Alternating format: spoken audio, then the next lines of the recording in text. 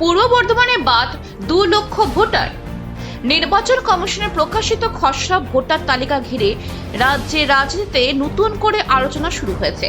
কমিশনের অ্যাপ ও ওয়েবসাইটে প্রকাশিত তথ্য অনুযায়ী গোটা রাজ্যে মোট 58,20,898 জন ভোটারের নাম খসড়া তালিকা থেকে বাদ পড়েছে। 24টি জেলার মধ্যে দক্ষিণ 24 পরগনার সবচেয়ে বেশি 8 লক্ষেরও বেশি ভোটারের নাম বাদ গেছে। মঙ্গলবার পূর্ব বর্ধমান জেলা শাসক দপ্তরের খসড়া ভোটার তালিকায় নিয়ে একটি সর্বদলীয় বৈঠক অনুষ্ঠিত হয়। জেলা শাসক আয়েশা রানীর উপস্থিতিতে বিভিন্ন রাজনৈতিক দলের প্রতিনিধিদের মধ্যে হাতে খসড়া তালিকা তুলে দেওয়া হয়। জেলা শাসক জানান, এসআইআর প্রক্রিয়া শুরুর সময় পূর্ব বর্ধমান মোট ভোটার ছিলেন 41,78,686 জন। প্রক্রিয়া শেষে সেই সংখ্যা কমে দাঁড়িয়েছে 39,70,620 জনে। অর্থাৎ জেলায় প্রায় 2 লক্ষ ভোটার কমেছে। এর মধ্যে প্রায় 1 লক্ষ ভোটারকে মৃত হিসেবে চিহ্নিত করা হয়েছে। বাকিদের ক্ষেত্রে স্থানান্তর বা ডুপ্লিকেট নামের মতো প্রশাসনিক কারণ থাকতে পারে। প্রশাসনের তরফে জানানো হয়েছে, খসড়া তালিকা প্রকাশের পর নির্দিষ্ট সময়ের মধ্যে আপত্তি ও সংশোধনের সুযোগ থাকবে। বাদ পড়া ভোটাররা প্রয়োজনীয় নথি জমা দিয়ে পুনরায় তালিকাভুক্তির আবেদন করতে পারবেন।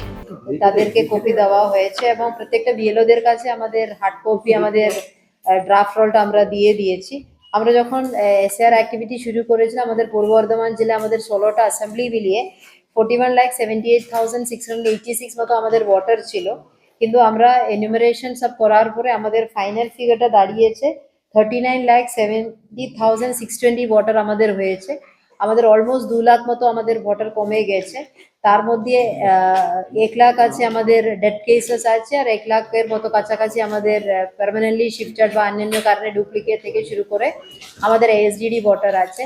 আর এবং আমাদের নো ম্যাপিংটা আমাদের পেয়েছি আমাদের জেলায় আপাতত 1,00,000 মতো আমাদের নো ম্যাপিং, যাদের 2002 এবং 2002 নিজে বা প্রয়োজনী বা বাবা মা বা গ্র্যান্ড প্যারেন্টসের সঙ্গে লিঙ্ক পায়নি, এরকম 1 লক্ষ ভোটারদের আমরা পেয়েছি।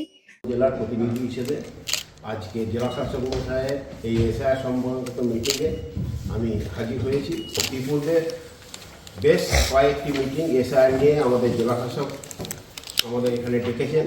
বিভিন্ন বিষয় যেগুলো সুবিধে অসুবিধে হয়েছে আমরা এখানে জেলা শাসকের সামনে আমরা সেগুলো উপস্থিত করেছি।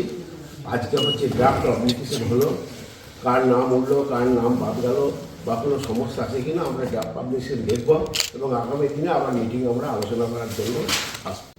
সর্বভারতীয় তৃণমূল কংগ্রেসের প্রতিনিধি হিসাবে আমরা এসআইআর সংক্রান্ত ডিএম ম্যাডাম তথা ডিস্ট্রিক্ট ইলেকশন অফিসারের ডাকা যে সমস্ত সর্বদলীয় সভা আমরা অ্যাটেন্ড করেছি, আমরা সর্বতভাবে চেষ্টা করেছি আমাদের জেলার বৈধ ভোটাররা যাতে নাম নথিভুক্ত হয়, কোনো রকমের বাদ না যান।